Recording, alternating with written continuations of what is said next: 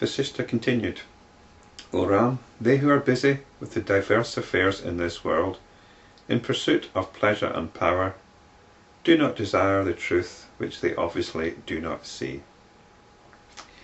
Yeah, and most people are way too preoccupied to have any patience or time for what's going on here. He who is wise, but who has not completely controlled the pleasure-seeking tendencies of his senses, sees the truth and sees the illusion.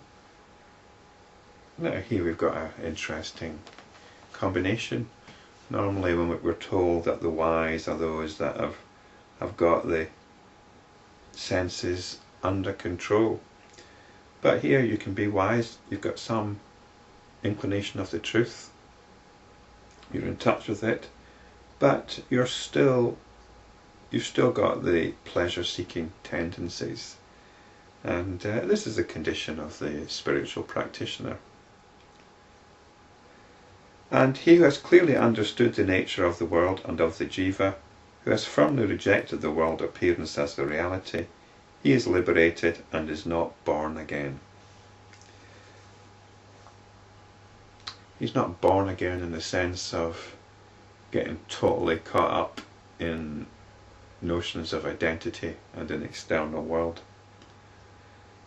The ignorant strive for the welfare of the body and not of the self. Be not like the ignorant, O Rama, but be wise. The self doesn't need any welfare.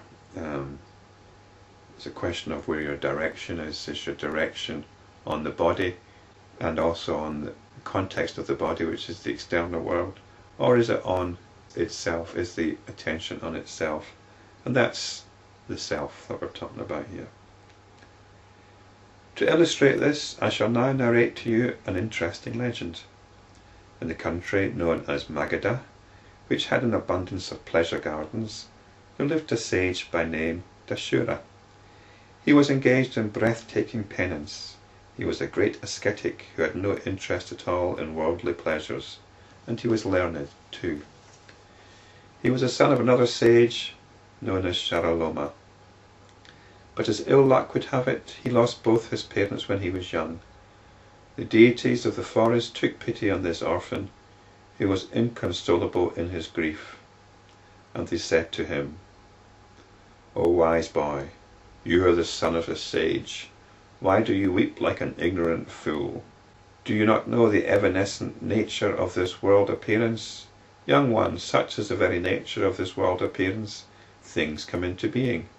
They exist for a while, and they are then destroyed. Whatever being there appears to be from the relative point of view, even if that being is called Brahma, the Creator, is subject to this inevitable end. There is no doubt about this. Hence, do not grieve over the inevitable death of your parents.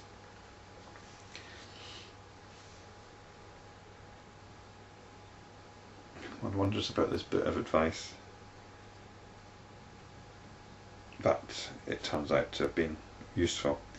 The young man's sorrow was ameliorated. He got up and performed the funeral rites of his parents. Then he began to lead a rigorously religious life, hemmed in on all sides with do's and don'ts. Since he had not yet realized the truth, he was immersed in the performance of the rituals with all their injunctions and prohibitions. In other words, this is somebody who thinks spiritual realization is about following a path, about following a list of do's and don'ts, about performing certain rituals and practices. All this created in him a feeling that the whole world is full of impurities. He sought to live in an unpolluted place, a treetop, he decided. Wishing to live on a treetop, he performed a sacred rite, during which he cut off and offered his own flesh into the sacred fire. Don't try this at home. Soon the fire deity himself appeared before him and announced, "You will surely attain the wish which has already appeared in your heart." After accepting the ascetic's worship, fire disappeared. Vasishta continued, The sage then saw in front of him a huge Kadamba tree, which had a majestic appearance. It seemed to wipe with its hands, its foliage, the tears, raindrops of his beloved sky.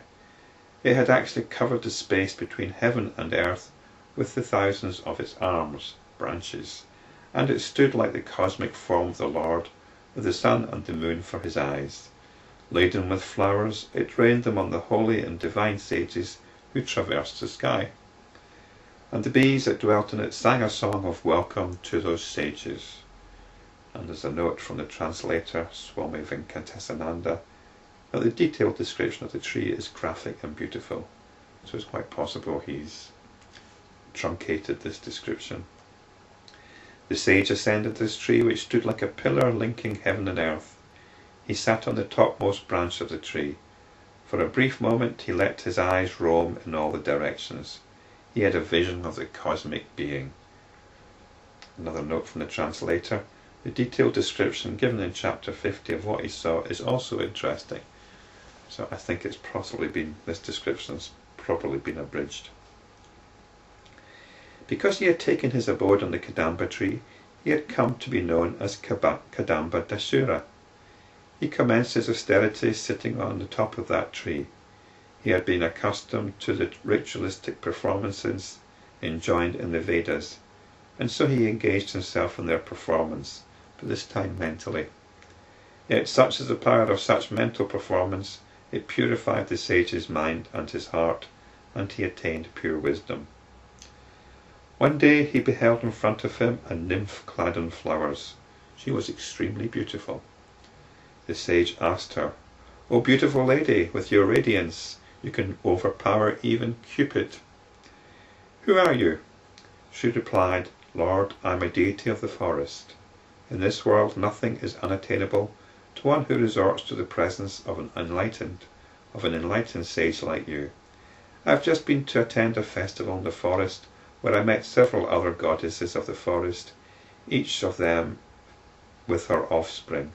I was the only one among them who had no children, hence I am unhappy. However, when you are in this forest, why should I be unhappy? Grant me a son, or I shall reduce myself to ashes." The sage picked up a creeper and handing it to her said, "Go. Just as this creeper will produce flowers in a month, you too will give birth to a son." The grateful goddess went away. One wonders about the nature of this creeper. She returned to the sage after 12 years with the son of that sage.